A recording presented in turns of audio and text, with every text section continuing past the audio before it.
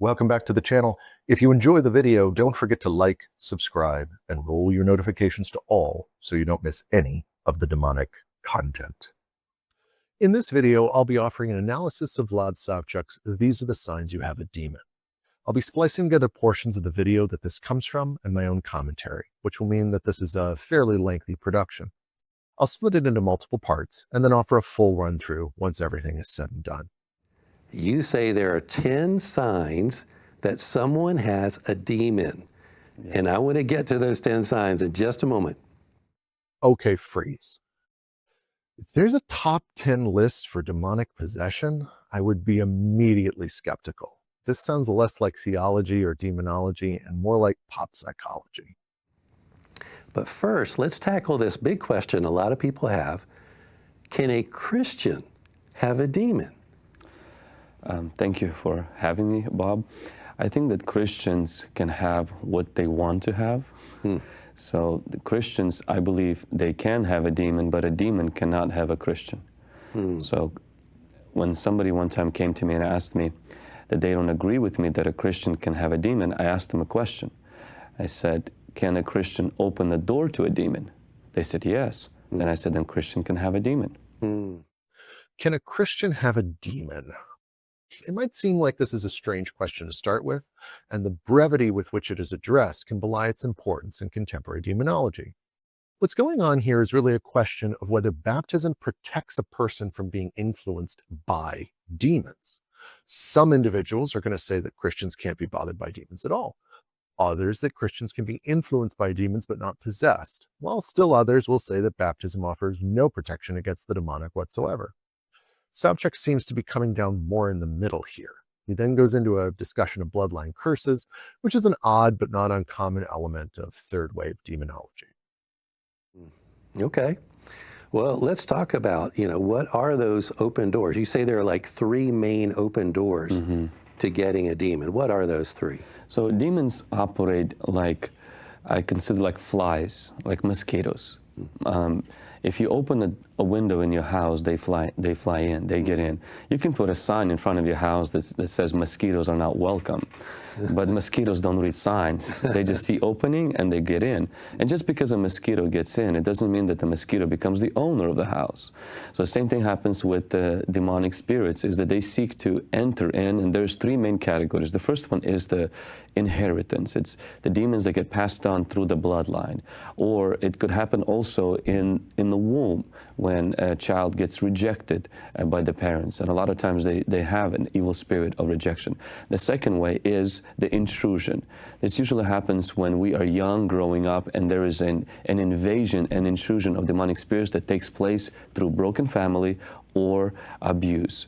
And the third way is through involvement, unrepentant habitual sin, or involvement with the occult. Usually it's the occult, or bringing demonic objects in your life, abortion, or even consumption of pornography. Those things and drugs could be an open door to demonic spirits to enter in and begin to harass a person's life, control a particular area of their life. It doesn't mean that the person gets completely, loses control of everything, but they lose control over 1 or 2 or 3 parts of their life, and demons begin to harass them. Okay, let's take this apart bit by bit. This is an incredibly common idea amongst contemporary third wave Christians. In short, this kind of idea teaches that demons are everywhere, and you are constantly under threat of picking them up. Savchuk does a great job of highlighting the all-pervading concern for the demonic that McCloud notes in his book, American Possessions. Basically, the third wave imaginary can't exist without demons, so they must necessarily be omnipresent, like accidentally picking up gum on your shoe or catching a cold. Let's break down what Savchuk is really saying. You could pick up a demon before you're born because of actions you can't control. If you happen to come from a broken family, a term that presumably includes children of divorce, or roughly 50% of US children. If you happen to be involved with the occult, which could be something as simple as just reading your horoscope on a regular basis. Pornography, drugs, having a demonic object in your homes.